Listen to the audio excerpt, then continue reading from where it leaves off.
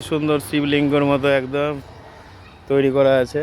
আর সবথেকে main attraction হলো এই যে সাউথের মতো মন্দির, কত বছর পুরনো আমি জানি না, তো বেশি পুরনো হবে না।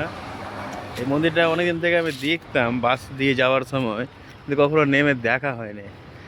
হ্যাঁ, তো যে বানিয়েছে সত্যি অসাধারণ, কারণ মালদার মতো জায়গাতে সাউথের মতো একটা মন্দির সত্যি অবাস্তব। আর সাউথে হয় কি, মানে খুব কালারফুল আর খুব সাজিয়ে গুছিয়ে রাখা হয় অনেক পুরনো প্রাচীন মন্দির, কিন্তু এখানে ওরকম ব্যাপার নাই।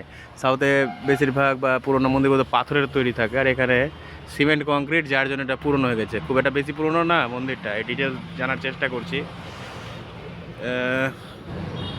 শ্রীমান বিপ্লবেন্দ্র নারায়ণ রায় চৌধুরী, তার স্মরণে হয়তো তৈরি করা হয়েছে এই মন্দির। এই হলো ব্যাপার।